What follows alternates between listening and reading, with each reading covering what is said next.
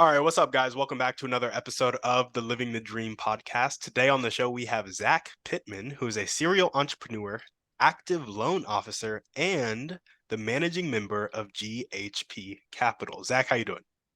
Hey, I'm doing fantastic. I'm happy to be here. I'm super excited. So I just want to thank you for having me on.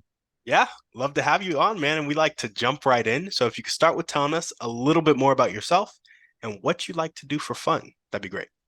Yeah, absolutely. So just a little bit about myself. I love new ideas, being an entrepreneur. Took some time to figure it out. And when I try to make free time, and I think a lot of entrepreneurs will identify with this, when you are entrepreneur, you want to try so many different things. You want to dive into your business. So it's not that we have free time, you have to make free time. So I try to do my best to play ball on Mondays. I've been playing with the same group of guys for 5 years. We're here in Charlotte. So we actually play at this court. We call it the Curry Court. There's a memorial of all the Currys on the wall. They've got the number 30 on the court. They've got an NBA line. I love it. It's a great group of guys. So we play on Mondays. I just try to stay active. And when I'm not doing that, I'm working out, usually running with my daughter in the stroller. But there's a very different stamina when it comes to jogging and playing basketball. So Yeah. I try to do that to stay active. If I'm not working out, trying to stay healthy, I'm usually reading. I love to read anything I can get my hands on. I think that it's one of the most underrated resources that we have. And if you need an answer to something, yes, you can go to YouTube and other things like that online. But I think going deep into a book is it can be a game changer for people. And then, if I'm not doing that, I'm a meditator. Been doing it for roughly 9 years now. And something else that helps me to meditate is playing piano. So I try to make time for those things. It helps me to soothe, um, regulate my emotions, and stay healthy. So I think finding time to do things you enjoy is very important. There we go. What time do y'all play on Mondays in Charlotte? 5 o'clock on 5 Mondays. a.m.? Oh yeah. That's what's up. I also love to hoop and consequently will be in North Carolina for my wedding this weekend, which is Oh really cool. wow. Won't have Look at time to that. hoop with you guys, but would be cool. You're like, yeah, I know we have a wedding, but I'll be back. I just need a couple hours. Yeah, exactly. And I'll be close to Charlotte too. I went to Davidson College, so like 30 minutes No north. way. So you know all about Steph Curry. All right. Yeah, yeah, absolutely. Well, Small that's cool, world. man. And you said you started meditating how many years ago? 9. Nine. Yep, 9 years ago. Tell us a little bit about the progression, how you started. Like, what was it like when you started? And have you, saying improved at meditating is different, but I feel like when I've tried, it's been hard for me to focus for a prolonged period of time with meditating. And I've heard that that gets better as you do it longer. So, talk to us a little bit about your journey with meditation. Yes, true. That's an absolute true statement. I had to do it for the very first time in college as an assignment for a nutritional class. It was super random, but they said, you need to do it 5 times. And funny enough, on the campus, I went to this small Catholic college in Louisville, Kentucky called Bellarmine University. We just made it in the news for the first time last year when we were supposed to go to the NCAA tournament. But we went from D2, our basketball team went from D2 to D1. So we're in that waiting period where you can't compete in the national tournament. You have a waiting period. I think it's 3 or 4 years. I don't think we can qualify for this year. But anyway, small college and Catholic college, and we had a meditating room. And so I went in there. I failed miserably. I could not focus. My mind was just running. It wasn't until after college that I was listening to Tim Ferriss, and he talked about meditating and entrepreneurs. And I said, a lot of people I look up to meditate. Let's give us a serious try. So I tried the app Headspace, and that helped the most. And as you do it, you start learning techniques to keep your focus. So when you catch yourself, you refocus on your breath or you refocus on different body parts. And that's the key is you focusing on one minor aspect. And that's why your body is able to relax. And it is a skill. So nowadays, when there's something stressful, I can lean on that in order to calm myself down. And it does help you to stay focused and regulate. So it did take a long time after 9 years. I could stop right now and snap into it if I needed to. So it just takes time as you practice more. I do think it's a helpful skill that you can build over time. Yeah, absolutely. I love that. Um, I've heard ever since reading The Power of Now, I've been really attuned to people talking about meditation and just the importance of it and also how different it can look. Like some people use the Headspace app, some people will walk, some people will just playing music can be a form of meditation. Exercise can be a form of meditation for a lot of people. And so yeah, just really interesting. Well, cool, man. Tell us a little bit about your work with GHP Capital. You're an active loan officer, serial entrepreneur. What fills your days in the occupational side? Right. And that's kind of what I like from being an entrepreneur is it's different every day. And it took some time. I don't want people to get confused as this being like, oh, I knew what I wanted to do. You jump into it. That's what most people know. No, I failed a few times. For me, I got my MBA, and that's where I picked up the. Well, that's where I learned that I wanted to be an entrepreneur because people kept telling me, if anybody's going to be an entrepreneur, it's going to be you. And so I took that and I ran with it. So I tried a few things. They failed. It's funny when you look at ideas you've had and now they do exist, like DoorDash. I can't imagine how many people had that idea a decade ago, but now it's a thing. Yeah. So, you have the ideas, you just have to hone yourself in. And so I narrowed it down to real estate through trial and error. And I found that pathway by buying my own home. And luckily I had a mentor. The mentor, what he did is he bought a house, lived there, rented out the rooms to friends. He moved, bought another house, rented out the rooms to friends, turned the first house into an investment property. He did it 5 times to where he had 5 houses. And then after 20, 30 years, he sold all of them and he was a millionaire. And so I am like, well, anybody can do this. That's how he explained it to me. It's a simple pathway. You're just jumping houses. And that's how I got started. I bought my first home, 0% down. I rented out the rooms, raked in the cash flow, and eventually I sold it. And that springboarded me into purchasing multiple properties. And from that is what I turned into GHP Capital. I now have raised money from um, private sources. So raising money from people that I knew, from people I didn't know. And now the projects have been successful. And now what I'm waiting for is to finish one big project. We're rehabbing a bunch of units, fixing them up. And then from there, I'll go out and, grab some more people together and say who wants to invest in another deal. So it took time figuring out that investing was what I wanted to do. And it just happened because I listened to a mentor who said, go buy your first house. And I do the same thing with another job that I'm working in, which is called the Home Buyer League. It's an online educational platform where I'm able to take these concepts that other mentors have and lay them out into a course that is location specific and it's both either free or paid based on your needs and broken down into leagues. So if you're advanced, you go to A League. If you're a beginner, you go to C League. So there's not really anything out there that's location specific from one expert on a specific topic. You can go anywhere online, like Bigger Pockets and things like that, where the information's fantastic, but you have to weed through it to find someone who's an expert to make sure they're not out in Texas giving you advice when you live in North Carolina.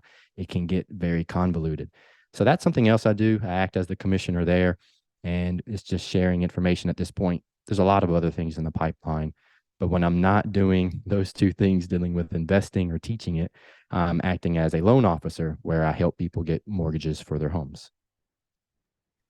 There we go. And so GHP Capital, are you on to, I know you said your one project is, it was a larger number of units that you're rehabbing. Are you focusing on larger unit properties? Do you also do some like kind of duplex, triplex, quadplex properties? Like what's your focus with GHP Capital? The focus from here will be your multifamily properties or your apartment complexes. So that would be anything over 5 units. If you're under 5 units, that's considered residential, and there's different loans that come with that. So it is different. You have residential, which are your houses, and your commercial, which are your apartments. It took me a few years to figure out I wanted to go the apartment path because my goal was to live the dream. To live the dream, I needed financial freedom. To get financial freedom, you need cash flow. So I was able to work backwards from the number of units my family needs in order to reach financial freedom. And the goal is to get to that point where we have that amount of units to, I could wake up and not have to worry about money, which is to me the dream, which, changes a little bit, but that's the ultimate goal. And so now it's all apartment complexes. The one we're rehabbing now is 7 units. It's down in Georgia, actually. So even though I'm in North Carolina, something else I teach is how do you do real estate, if you don't live there. I think that's common knowledge that isn't accurate, that you do not have to buy in your own backyard. There are deals everywhere else. Thanks to technology and people on the ground, you can essentially run a business from another state. And I'm proof that you can do that. And so for me, that's the focus from now. But I've done other things like wholesaling, the rental arbitrage that's really hot right now, which is where you rent a place and then people are throwing them on Airbnb. So you make money when you make more than what your rent is for that property. So that's really hot right now. And then flipping, rehabbing units is something else I have experience in. So, but the key is to use those tactics to buy apartments. I gotcha. And so you said it was a 7 unit deal that you bought? Yep, 7 units. It's so funny when I would go to wholesale units, which is essentially you get a property under contract and you kind of sell the contract. That's the simplest way to explain it. I was looking for those and found this one, and I could not believe what the price was. So I said to myself, you know what? I'm just going to buy this thing. And so that's what I did. I just jumped into it. We have half the units rehabbed right now. And then from there, I'll be able to get a new loan and then start looking again. But this thing, it's an everyday job. I was on the phone with the general contractor today, and a lot of people are off today, but it never sleeps. Yeah. That's just something you have to be prepared for if you're trying to reach your dreams. Yeah. I feel you. I feel you. Just curious, and then we'll kind of move on a little bit. How do you find this deal? Was it direct mail? Was it a cold call? Was it a referral? There's an app called LoopNet. So if you're looking for commercial properties, it could be retail, meaning your malls or your strip malls, or a healthcare office space, industrial buildings, storage units, but specific for me, apartment buildings. So it's called LoopNet. It's an app where people can find commercial properties that are for sale. It's basically the Zillow of commercial properties. And it went up on a Friday night. I did my research over the weekend, reached out to the broker, and he hit me back Monday and he was like, I've gotten 90 inquiries on this thing. Do you want to make a move on it? I'm like, yes, sure, I'm in. That thing was gone by 5 o'clock that day.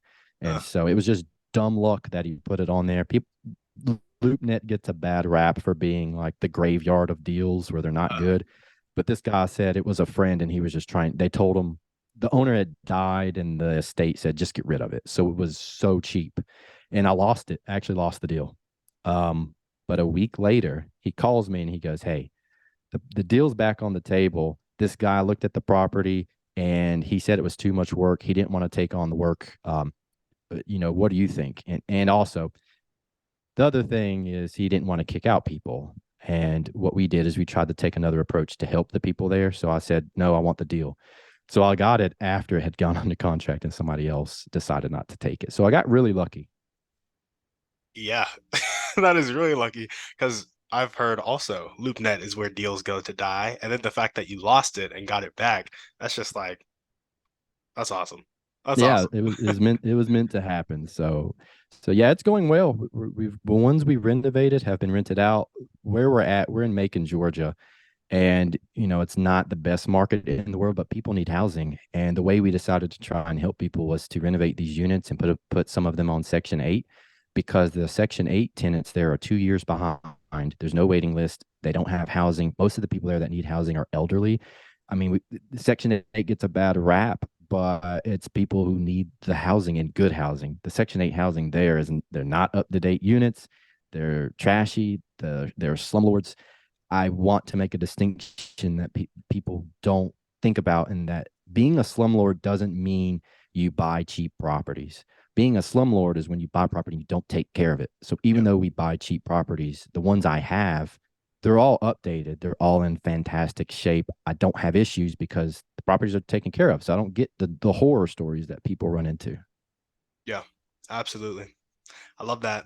I've heard one other dude who kind of does higher quality Section 8. He was on YouTube. I think he was on a Bigger Pocket show, but it's a move. So you got a good deal there.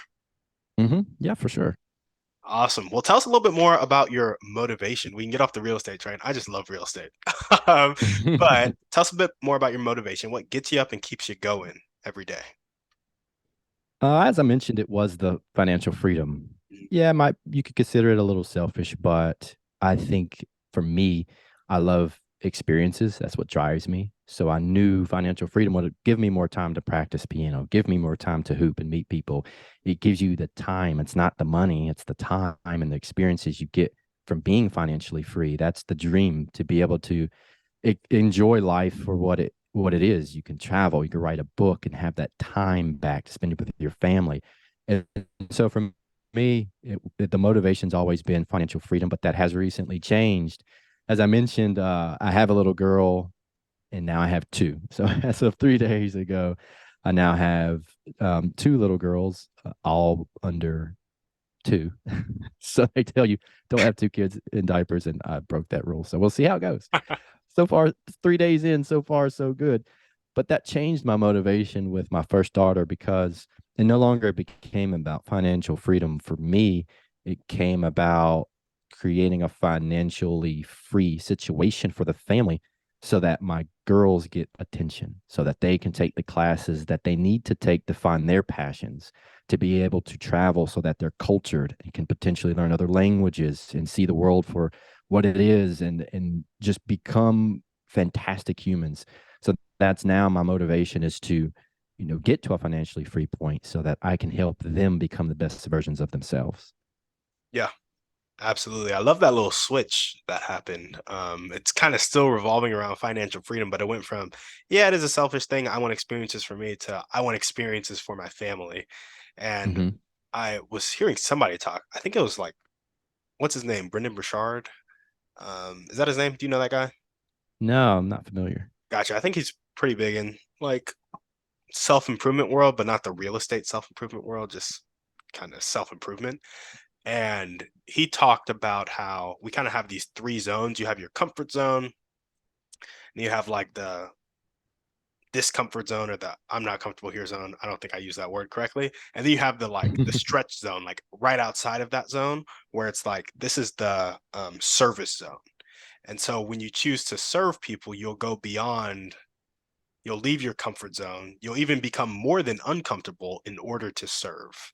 And so Mm. I can see that here of like, yeah, it was financial freedom for yourself. You know, it was a little selfish, whatever. We all have that selfish ambition. But then it was like, now I want to create a situation for my kids and for my family. And that's that service zone. So that's really cool. No, I love that. And I agree with it too. I have a closely held notion that I try to follow every day, which is the more value you put out, the more value you get back. So a lot of the times I do things out of my way, or if someone asks, without anything in return, just because I believe the more you do for people, the more that will come back to you. Yeah, 100%. Law of reciprocity. I love it. Exactly. Yeah.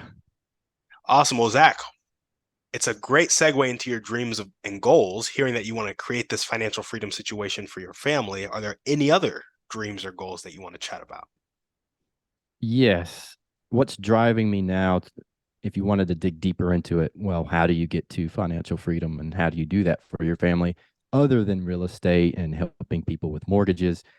If you take that away and wrap it into a goal, I would like to directly impact 8 million people. So that's my current active goal, that finding ways to impact 8 million. And I know it sounds like a super random number, but I looked at, well, how many people are most likely going to be on the planet? 8 billion. I think we're at 7.8 right now. What is 0.1% of that? It's 8 million. So I'm like, sure. I'm sure that if I do enough, I can directly impact 8 million. Now, I don't mean I had a TikTok video go viral and that's 8 million. I mean, I have housing that are helping people, or short-term rentals giving great experiences. I've actually created a real estate board game that I'm finalizing the design on. So getting that in front of people so that they can learn more about real estate. It's designed to be a more accurate version of Monopoly. Monopoly is not accurate in the slightest. So I'm working on this board game that I hope to get out into the world to help people learn more about real estate, but with a fun aspect, of course. But that or public speaking, writing a book, directly impacting 8 million is my goal. And I think in doing that, I can help people, maybe help them realize things about themselves that they didn't realize to begin with. And then if I wanted to give you my selfish goal, I have a big dream of wanting to have this amazing Spanish villa, like in Spain, overlooking the water. You've got your little courtyard on the inside. I can go walk down and have wine on a terrace, and I've got my wife and kids there. We've got a pool at the house. This dream house of mine in Spain, enjoying the food, the amazing weather. They get 300 days of sun in Spain, with a house that we own. That's like an ultimate, if I had to give you the ultimate selfish dream, financially free, chilling in Spain, that's that would be it right there. There we go. There we go. When in your life did you decide Spain?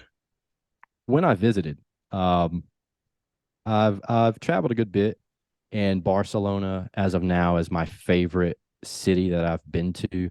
I recently visited Greece, so we went to Athens and Santorini.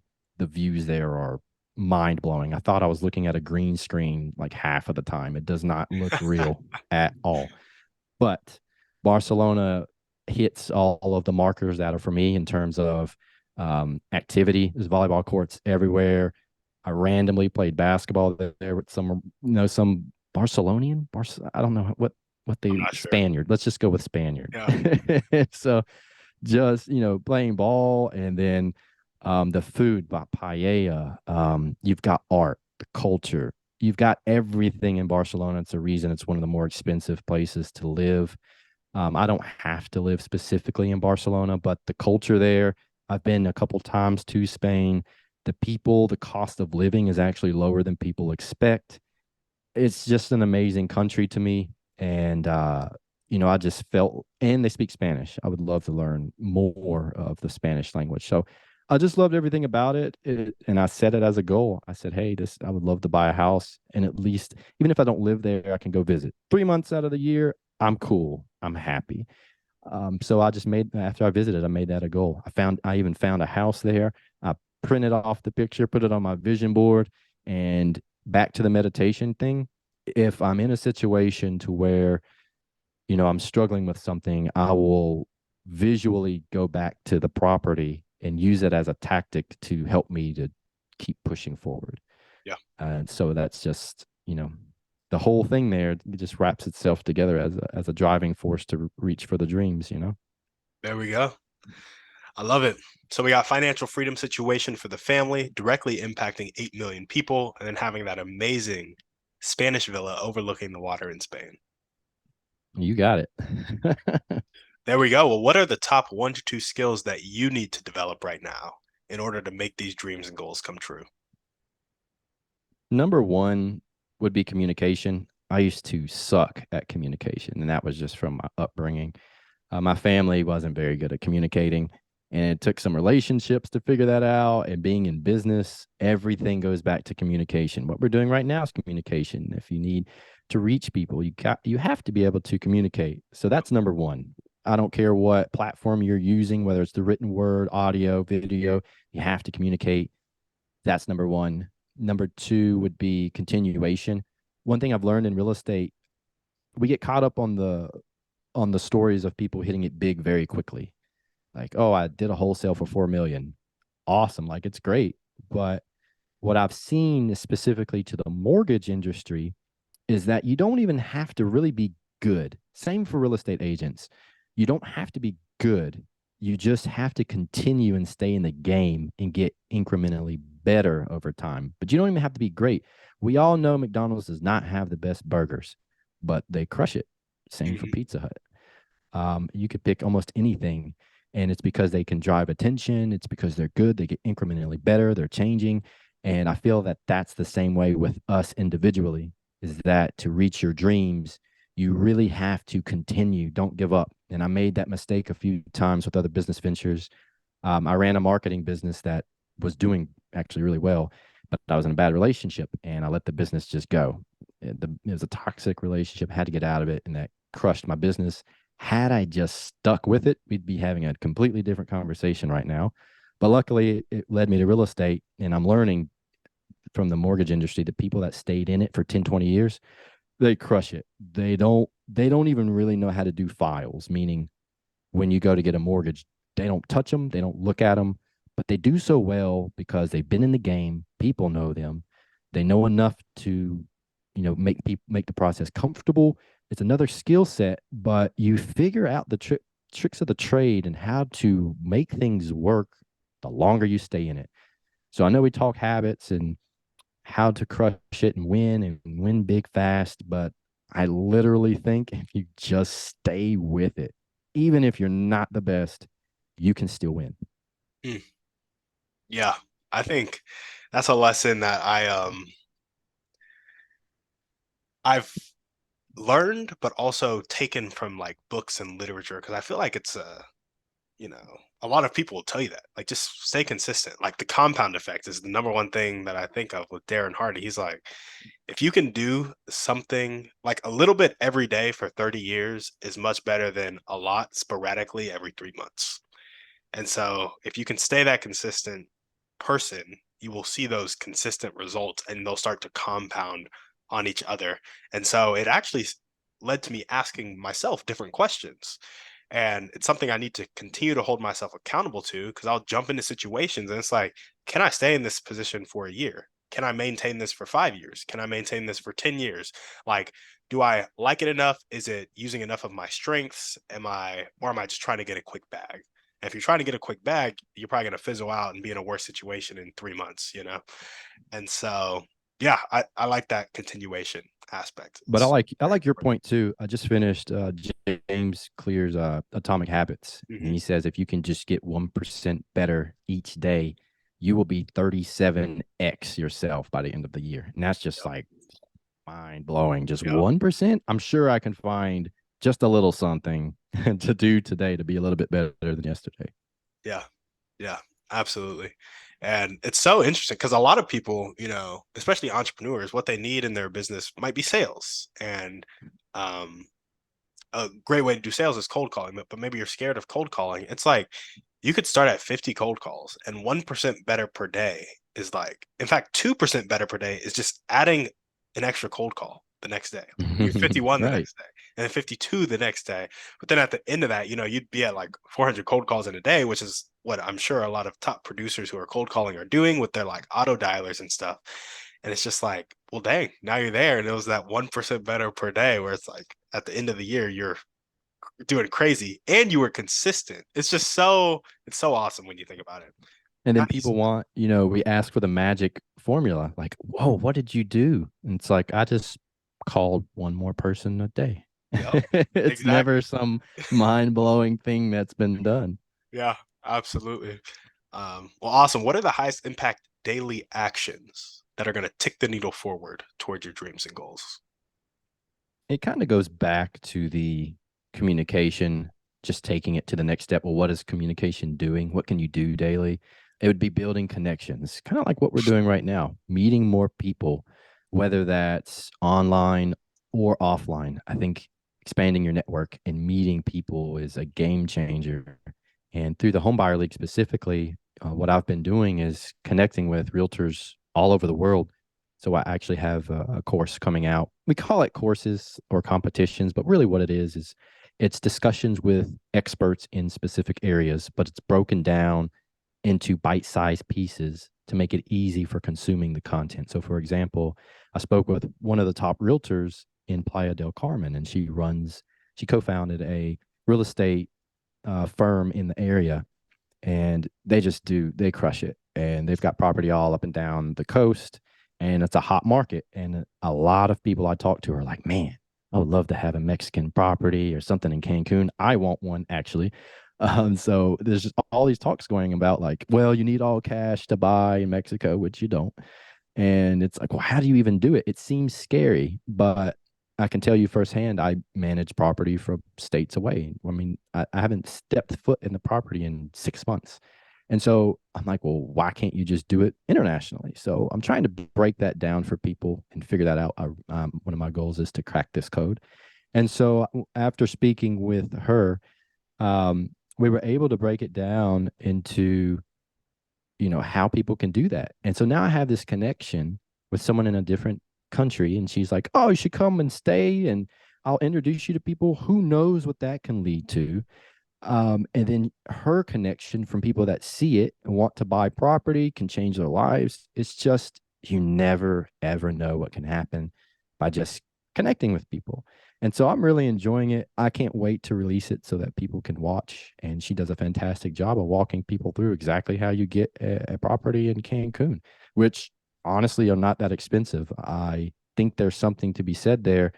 And I've seen it in other countries where you can take the value of the dollar, get more bang for your buck, get a property that's cash flowing, that appreciates more than it's probably doing here. Again, you don't have to invest in your own backyard, but international real estate really scares people. But it's something I'm working on. And how do you do that? I have to have connections. Mm, there you go. I love it. What character trait do you most need to develop right now to make your dream life come true? The consistency. Yep. It's consistently connecting, consistently putting out content. I think we all have life gets in the way sometimes, but we have to stay productive and consistent and sticking to the compounding effect. And that is something I really am trying to work on. I bought this planner called the Next Level Planner. It's designed to help you stay on track every single day. It's like $30 on Amazon. And that thing has been a game changer for me to stay on track. If I went back and looked, if I don't fill it out in the morning, my days are way less productive than if I follow the steps at the beginning of every day. It's mind blowing. It's got a habit tracker in it. And so something like that to stay consistent has really helped. Is that with a like whose planner is that? Who's the person behind that planner? I'm not totally sure. The next level daily, I don't think it really says in here. See, I have it on my person like all times. It's right I got beside you. me. It's nextleveldaily.co, Drip X Products, Inc., Northern California. Yeah, I don't know. I came across it just by happenstance looking for planners. I used to just keep a calendar one, but this is a lot more in depth. I got you. I got you. Cool, cool. Well, if there are one or two people, speaking of connections, that you can meet right now, and it could be a specific person or a type of person, and they'd help you take that next step, who would that person be, and how would they help you? This is a tough one because there's a lot of different ways you could go. I think if I had to pick something that would help me immediately, like today, what do I need? It'd be a simple answer would be a video editor. It takes so long to edit videos. I can do it. I'm decent at it. I've been doing it for a while, but it takes so much time. You want to perfect it, you want it to look nice. But honestly, that's not something I should be spending my time doing. It's not a high leverage activity. That's Mhm. something I need help with. So if there's any video editors, let me know. Definitely reach out. But that's something I'm in the market for right now. But if I had to think of it back to the goals, you mentioned, how do we get to our dreams here?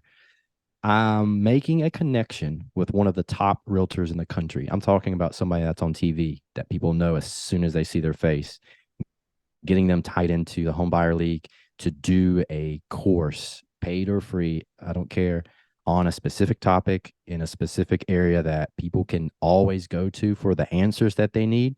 I think that would be the one thing that would just be an absolute game changer. And so I need to put it on my goals list. Honestly, that's something I need to add. There we go. Awesome. And so with the home buying, did you found that or did you just become a mentor on that? I founded it. I'm also a mentor, and it just happened out of necessity. I kept getting grilled once I went into real estate full time with questions, and it was the same questions all the time. There's so many people that want to get into it, they just don't know. And I kept finding myself giving the same answers. And then I was giving talks locally. So I was doing trainings on wholesaling. I was then doing talks with nurses on how to, get into real estate investing as a nurse. And I'm like, you people miss the talk, and is this recorded? And it was just getting overwhelming with the amount of people coming asking for answers. So I said, there needs to be one place where I can dump this information that I can point people to. This is just taking too much time. So I took some time and came up with the Home Buyer League. And as I've been an entrepreneur multiple times, um, I said to myself, you can't do it alone. So I figured out that I need, a chairman, a vice chairman. I have someone who wants to come on board as a chairman. We're still looking for a vice chairman, and then getting realtors on board, and they're helping to spread the word as I do talks and get their content out. So they'll help to spread the word. There's some other things in the works, as I mentioned. So is it me right now mainly? But I know over time, as more people come on board to share information and become part of it, it will grow. And, as we have this network and community of people who want to be in this real estate world, then, eventually it'll become its own organism and take off and continue to help people, hopefully all around the world. So, yes, I founded it, putting the team together. A video editor would help, getting a vice chairman. And, it was just out of necessity, meeting my own needs. Yeah, I feel that. Have you ever thought about hiring a virtual assistant like out of the Philippines? I used to have one. He was fantastic. He helped with all of my social media and then some odd jobs. But you want to talk about saving time? Holy cow. I had to let him go. Unfortunately, money got tight as soon as I started getting more into the properties. I'm like, all right, we need to take a break. He was working multiple jobs, but I have every intention of, once I could get back to some stable footing, bringing him back on. But that is a great strategy. I mean, $5 a day for someone to save you hours is tough to beat.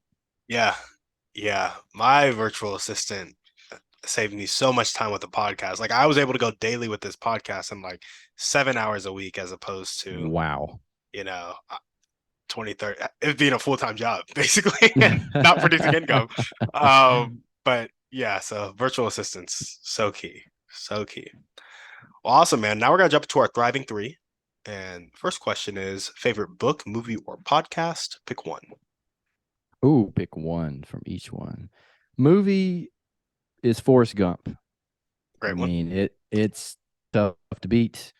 Uh, the reason is just because I think anybody can push themselves to almost do anything. I understand there's certain cases where that's not true, but I think trying to live by that notion is something I hold in high regard.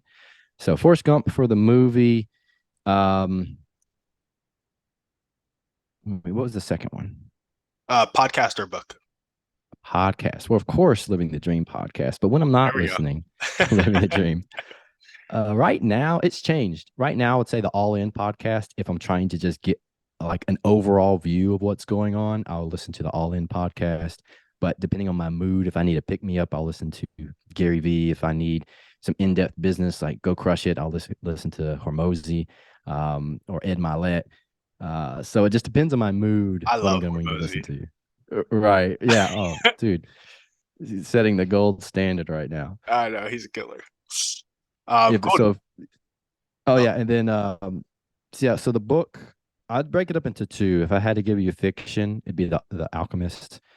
I just love the message there. I think I've lived my life kind of that way. You move to the next thing, you're experiencing life. It's fantastic. I don't usually read fiction, but if I'm going to, it'd be that.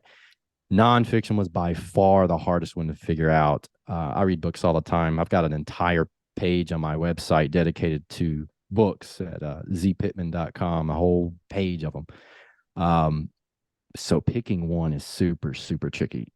I would say, though, the book that changed everything for me was Think and Grow Rich. I know it's cliche, but in college, I didn't want to read because I'm being told to read. So I didn't read at all.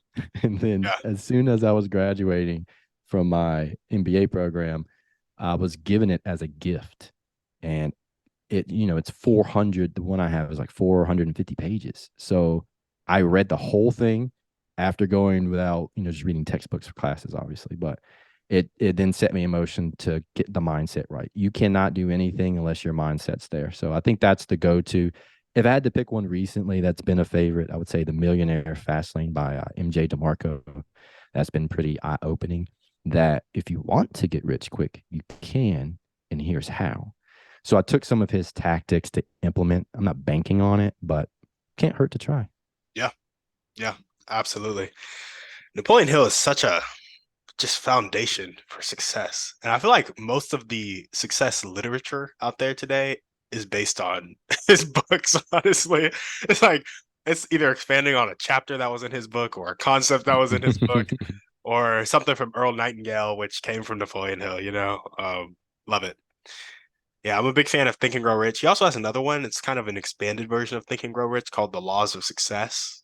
Big fan of that Mm. one. And then I haven't read Outwitting the Devil yet by Napoleon Hill, but I'm I did read that one. That's fantastic. It gave me the idea of writing a book with the same methodology that he has, but writing a book in the way that he does it because it's a story between him and the conversation with the devil. mm, It's a good one. yeah, yeah, awesome. Well, what's one way you like to take care of yourself? So you've got the meditation, you've got working out. Um, so I'd say those two keys: keeping your mindset great with the meditation, staying healthy, um, and then having support. I think support from your family and friends is a big one. Those things will keep you.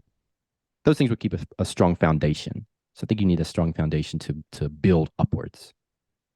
Yeah, absolutely. And what is one action step you can take right now or continue to take if you're already doing it to meet that top realtor in the country that is gonna like everybody's gonna know their face to do a course in the home buyer league?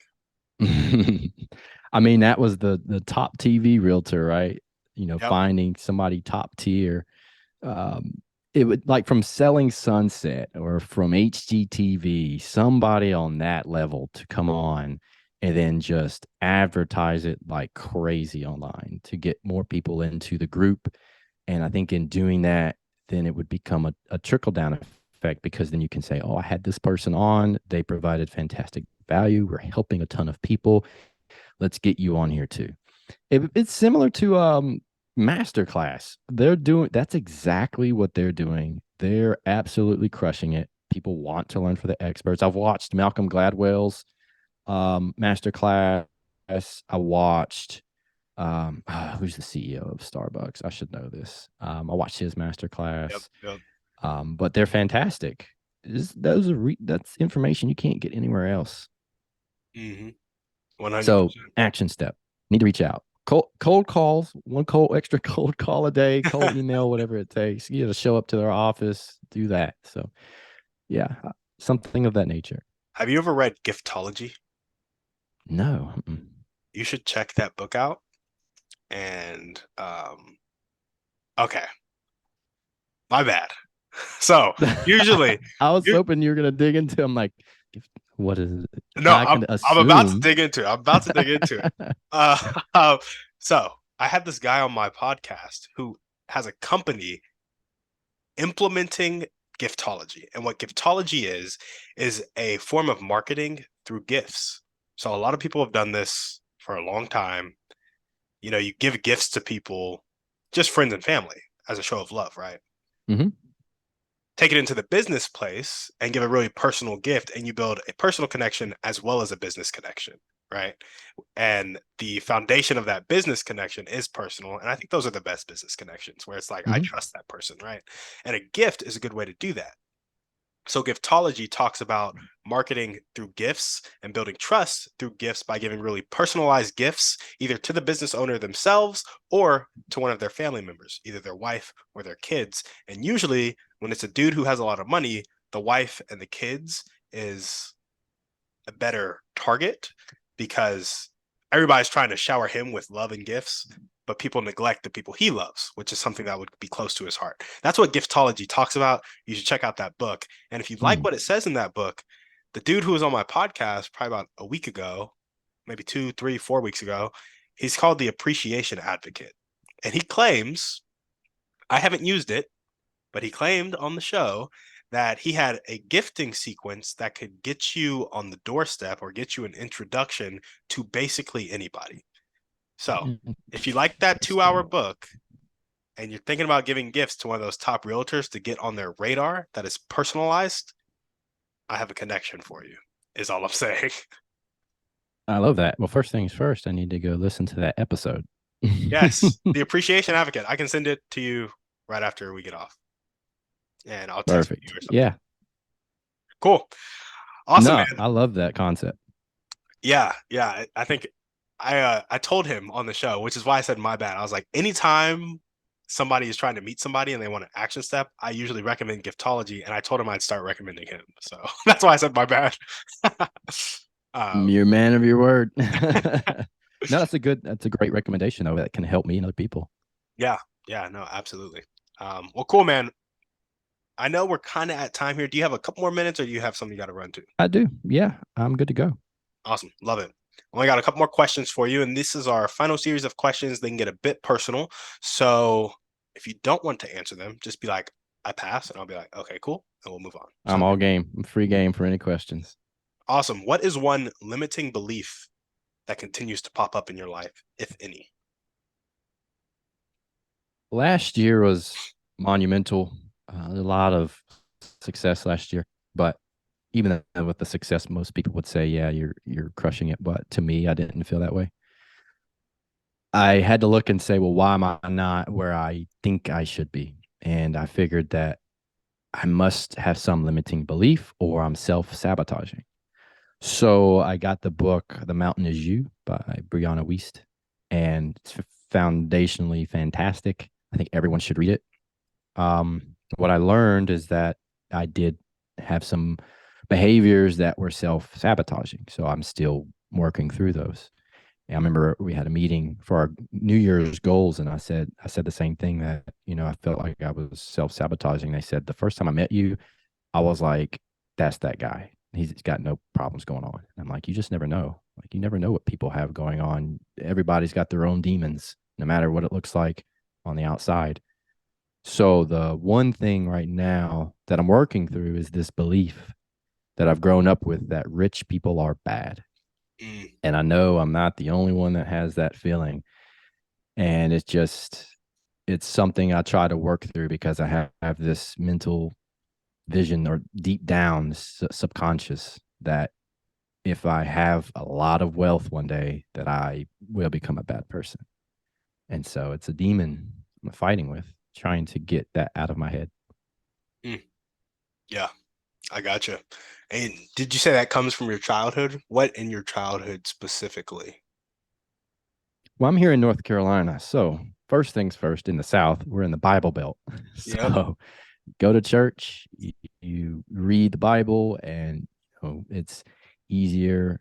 What is it? It's easier than a camel to get through the desert than a rich man to get through the eye of the. What has that saying go? See, It's well, easier to like find a needle for a camel to go through the eye of a needle than for a rich man to get into rich heaven. man I to get think into that. heaven. Yep. There it is. Yes, yes. Easier for a camel to get through the eye of a needle than for a rich man to get into heaven. So when you're told that from a young age over and over and over again, and I don't come from a family with money. People don't know this about me, but when I was born, I was like in a trailer, food stamps, poor, single mother, and to get to where I am now is statistically speaking damn near impossible. Like Yep. I should not be in the position I'm in now, as a minority. On top of that, in the South, the high school I went to was almost shut down as being one of the worst in the state. There were so many things against me. It's just a luck of the draw, I believe, and genetics, how I was raised by my mother, having still some family support. There's a lot of things I did not have any control over. But that doesn't mean there weren't some things that were embedded in thinking that money is bad. It doesn't grow on trees. Finish your plate. You can't have that because we don't have the money. You can't do that. We don't have the money. These rich people are taking money from us. Money this, money that. Negative, negative, negative.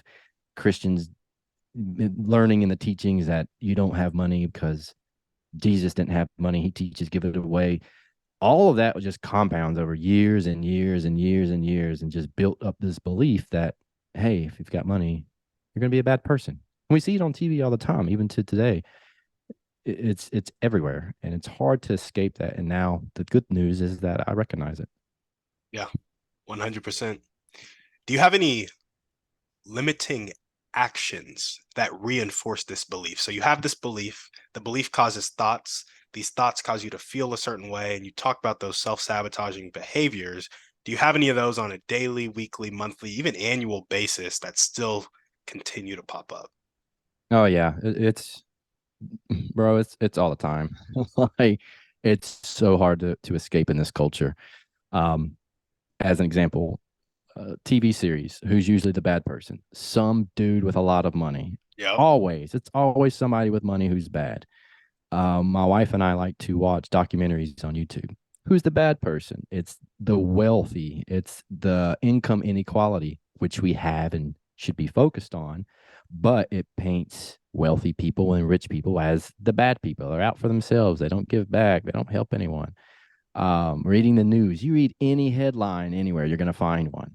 It's it cannot. I don't want to say it can't be escaped, but it's very difficult to escape. And then being around the people I'm around, there are some fantastic people. There are some great people who have money, but I know people who have money, but they're miserable or they don't spend time with their kids. It's and then I see that and I'm just like, see, I told you, if you have money, Yep. you're gonna be like them. You're gonna be unhappy. You're not gonna be fit. You're gonna be overweight. You can never get away from the desk, and just plays this game in your head. And so, realizing it, I have to try to limit that exposure. So now I don't click the videos, or I try not to watch those movies, or I select who I hang out with. And then in doing that, when the thoughts do come into my mind, I just visually go back to my Spanish villa and then I'm good. There we go. There we go. You know what's interesting about acting to get rid of a limiting belief? Part of the like action to get rid of it is acknowledging its existence. And so I think I saw this with somebody who was like mm, struggling with alcoholism. I think it was on like a TV show too or something. It was on something I watched, but it was like somebody who was struggling with alcoholism. It's like they don't go to bars, but it's like a person who isn't an alcoholic has no problem being in a bar because they don't identify as an alcoholic. But a person who is an alcoholic and is trying to not be an alcoholic anymore avoids bars. And so it's almost as if the avoidance of bars tells you that you're an alcoholic, which is a weird thing because you're like, you don't want Mm. to go to the bar because then you're going to drink alcohol and you're going to get the bad effects of being an alcoholic. But you having to avoid the bar is also telling you that you're an alcoholic, which is why this stuff is so hard to get around because either way, you're kind of treating yourself like an alcoholic. You're just not getting the negative consequence of the belief or you're prolonging it. And so when somebody brought that up, it might have been Alex Hormozy that brought it up, but I don't want to say that because I respect that dude a lot. So I don't want to put words in his mouth. But it was just interesting to me because like I will I have limiting beliefs around money as well and like being broke and not having all that I need and all that good stuff. And I'll treat myself like a broke person while trying to create more money or while chasing money. And even like how I talk about it of like the chasing money. And so these limiting beliefs, the limiting actions, the limiting thoughts, they just run so deep. Like they hit deep. And I don't know, it was just an interesting thing that I felt the need to bring up for some reason.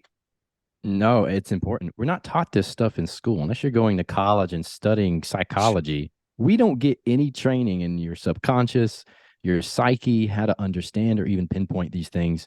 And I think if we did, we'd be, a completely different society of having the tools and resources to pick this stuff out. And what you mentioned about realizing it, that's another important thing from the mountain is you have to be able to pick out when it's happening so that you know how to change it. And I think back to Atomic Habits, by not going to the bar, you can change your cue. Like let's say you're out and you see someone drinking, the cue would be to, I'm socializing, I'm going to drink. You have to change what your cue is going to be, and then that first behavior. Don't get the drink. You see the cue as, they're drinking. that's going to make me feel sick. So now I need to leave, or I'm going to order a soda. So yeah, the tricks there can be implemented if you have that first step of realizing it. Yeah. Yeah. Absolutely. Absolutely.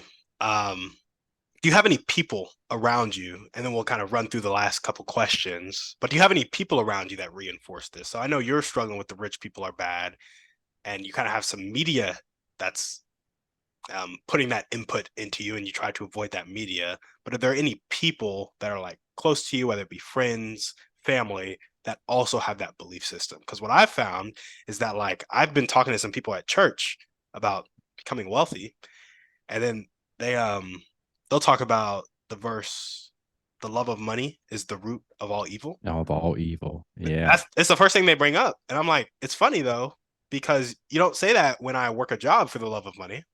Like you always say that Ooh. when I'm trying to get financially free to not have to worry about money, which is actually because I want to put my time and energy towards something more impactful. And it's interesting how they'll use that verse to kind of do the crabs in the buckets thing. And they're not trying to kind of pull me back down to the bucket, but it's just their reality. And so do you have any people around you like that have that belief as well? Family all day. I actually just had my cousin call me because they're doing a destination wedding and his parents are fussing about how expensive the resort is, which is actually a deal that he got, by the way. Yeah. But they're fussing about it, about the cost, and they're like, "We're going to stay off the resort because it's pricey. We'll save like $500." And I'm sitting here like, well, didn't your dad just buy this $5,000 shed, but he won't spend $50 a month to Mm-hmm. stay on the resort? I'm like, how does this make any sense financially? The numbers make no sense. And the family's still there. They're still doing the same stuff. My parents specifically, luckily they turn things around and they have their retirement accounts and stuff, but they will save, they will reuse aluminum foil. They will go in there and wash it and reuse the aluminum foil. They think the money's limited. It's little stuff like that. There's a whole strand of unused milk jugs that have been washed out that are just hanging in the shed. It's stuff like that everywhere, just hoarding things, thinking it's limited and thinking that, money's not abundant and that they're going to lose something. It's the saving mindset versus the making and creating mindset. And that's rampant through my family. It's everywhere. So, when they have money questions, who do they come to? They come to me, whether they take the advice or not, but it's just our mindset. It's very, very different. So I have gotten to a point now, though, where that does not impact me from the family side of things. I'm trying to impact them. Mm, I love that. I love that. I also like the point you made about the intention there. It's all about saving as opposed to making and creating. I was talking to another friend about the Bible. He was really struggling he was just beating himself up, much like we do with our, mm, whenever we feel inadequate in business or something like that, we'll beat ourselves up. He was just beating himself up over like the smallest of sins. And I was talking to him about the Bible and I was like, dude, the Bible, it's not a story away from sin, it's a story towards Christ. And when you're going Mm. towards Christ, you are also moving away from sin, but the intent is not to move away from sin. The intent is to move towards Christ. Just like the intent is not to save money towards wealth, but to create wealth and abundance. It's like it's what you perceive yourself as moving towards. Just like the limiting the exposure for you, it's not to get away from being broke, it's to limit that exposure and get exposure to things that will help you build that life for your family. You're not like uh it's important to pay attention to your intent and what you're really not doing things out of insecurity or scarcity, you're doing things out of abundance. And there's a Hmm. fine line you can walk there. And I think that's important here. Changing that perception and just a single word or two will Yeah, can change it. Yeah, you're spot on with that. 100%. Well, awesome. If you were to change your limiting belief, rich people are bad, into an abundant phrase that really spoke to your heart, what would that phrase be? I know it would need to be specific, and just taking kind of where what my goals are now, what I would say would be, I will be wealthy at the age of 40 with abundance in my health, family, relationships, and emotions. I think that's very important because being wealthy is not how much you make. It has got to be be in all areas. It's got to be with your family. You can't be running around like a lunatic. You have to have it together and emotionally regulate. You can't be fighting people. You have to be able to be calm and be a be a rock or a place of stability for yourself and for your family. Yes, you need the money so that you can, help others, give back, live the life that you and your family, what you believe you and your family should live. You can't be unhealthy. There are things we can't control, but at least eating healthy, being fit, limiting the risk that when you hit 50, you're in the hospital for bad health, lowering the risk for a heart attack. You can't be worth multi-million dollars, but you're ending up in the hospital a couple times a year with a heart attack from too much stress. I think you've got to have an all around wealthy vision and ability. And so that would be my change, that yes, hey, you can be wealthy and you can be wealthy in these other areas. So don't worry about them being bad. Don't worry that you're not going to give money back and help people and guide people. You can still do that even if you have money, and that doesn't make you the bad guy. It just doesn't have to. Even though there are people that way, it doesn't mean you have to. Yeah, 100%. And we got one last question for you. Alex Hormozy said that the difference between manipulation and help is intent. And I just want to frame this question. I think his point here is that you're influencing people in both situations, but manipulation is about getting somebody to do something you want them to do, while help is about seeking to understand what somebody else wants and then helping them get there. Now, this next question will be about help, not manipulation. There's a common saying that you can lead a horse to water, but you can't make it drink. I actually found out from Dr. Alan Leica, who was a guest on the show, that you can get a horse to drink, you just have to salt its oats. Now, think of a person with a really fixed mindset, not willing to accept help, not willing to accept change, but they hate their life. How can we, you and I, create an environment not to make the choice for them, but to salt their oats and help them change their life?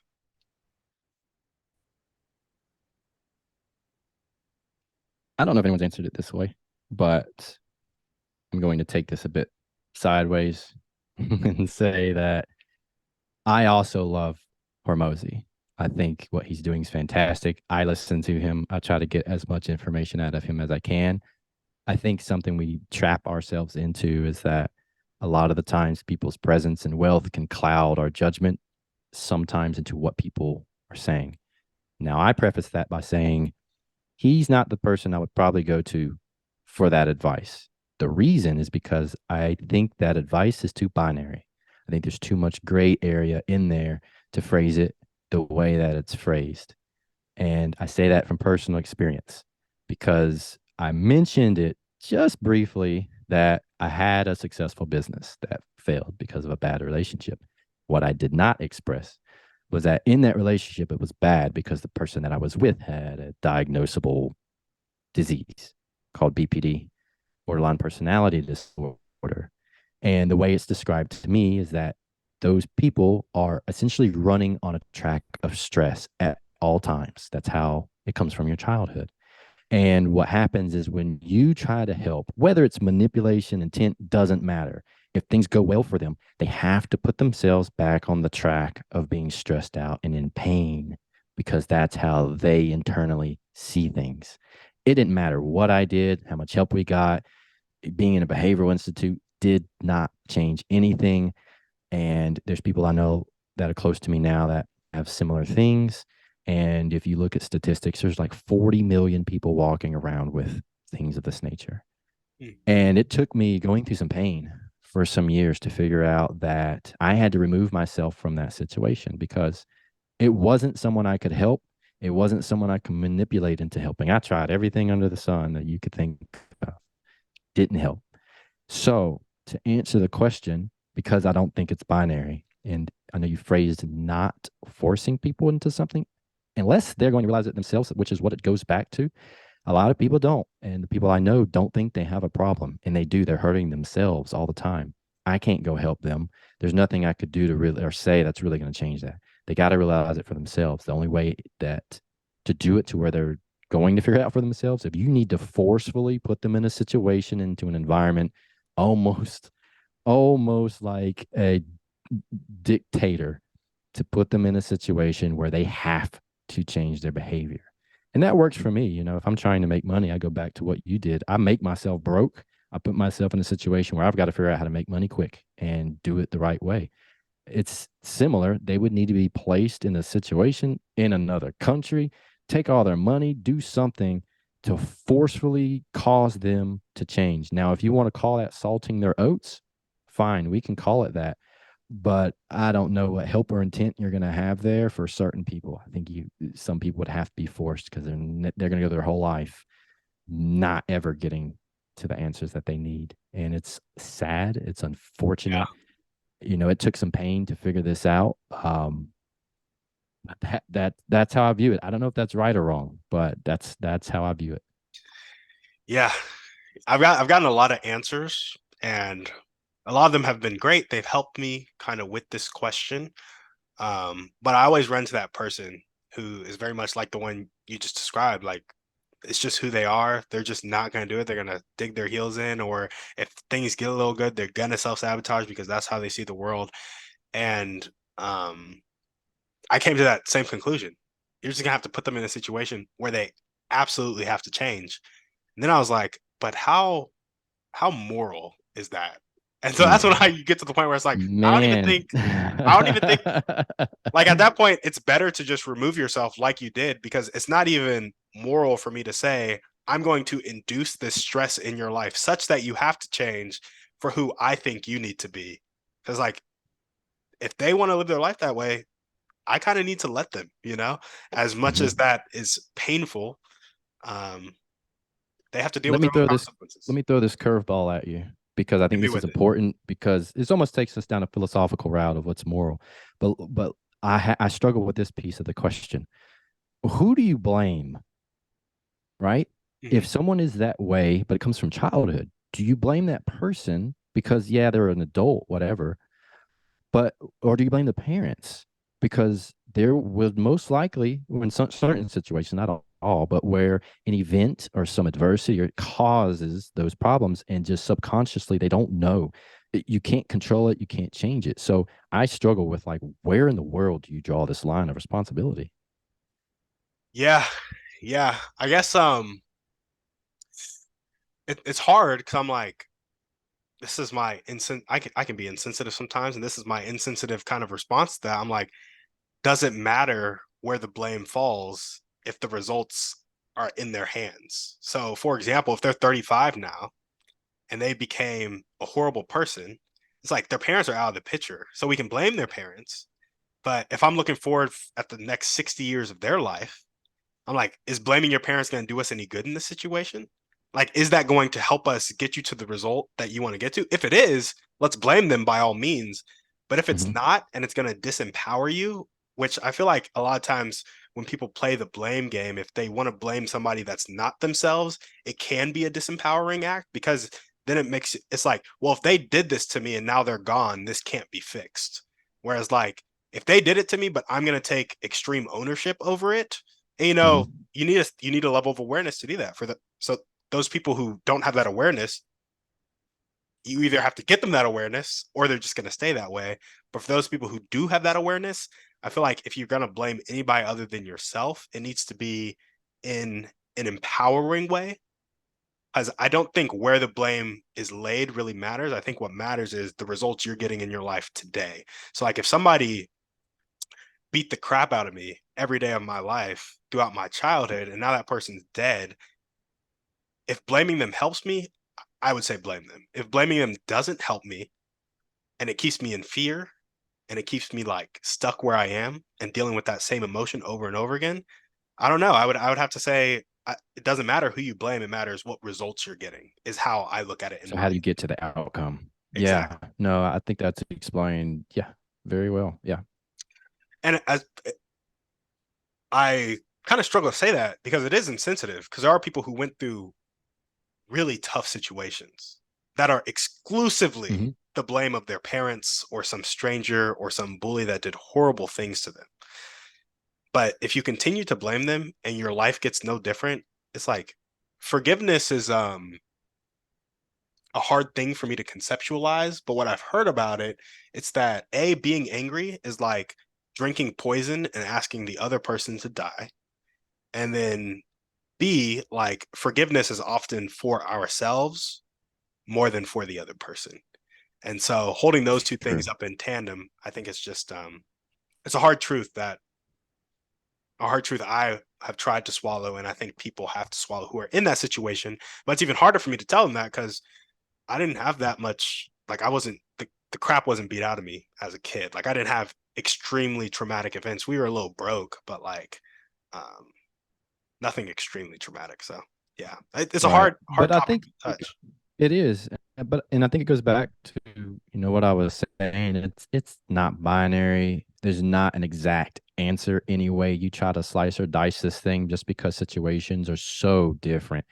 I mean, there's terrible things that happen. So we can't say it's one way or the other. It's going to be different for every single person. And then sometimes, I would like to say, even though I didn't have the proper upbringing, that I'm damn thankful that it happened because of the adversity that it built. And if I did have a lot of things handed to me, I wouldn't have that drive that I have now. Yep, And so I'm thankful that for a lot of that. And I feel like a lot of kids these days are going to be disadvantaged as we move forward from not having to have a tough upbringing. And so, I'm thankful for some of that stuff. Thank God I realized some of those things. And so I hope that anyone who is struggling, hears this and a light goes off and they can get back to what we've been talking about, the mindset to realize it for yourself, regardless of, or do you need to salt your oats or force yourself into a situation, whatever that answer is. I hope and pray people can find it for themselves because the answers are going to be different. 100%. Awesome. I love it. Well, Zach, that's all we got for you, man. Hey, I appreciate you. This has been not only amazingly fun and exciting and all those good things, but insightful for myself. Really making me look at the things I need to do now. So I hope other people are doing the same. So I just want to thank you for bringing me on and spending some time with me. 100%, man. Thanks for coming on the show. And guys, thank you for listening. If you're listening to this and you loved what Zach had to say, all the ways to contact him will be down in the show notes. What is the best way to reach you, Zach? The best way would be email. You can reach me at Zach at thehomebuyerleague.com. That's ZACH at thehomebuyerleague.com. And then my cell phone's always open, 704-800-3126. And I'm always posting on social media. You can find me at Zach F. Pitt, ZACHF as in Forrest, PITT on pretty much any social network. There we go. Awesome. Well, thank you guys for watching. We will see you on the next one. And on that note, we're out.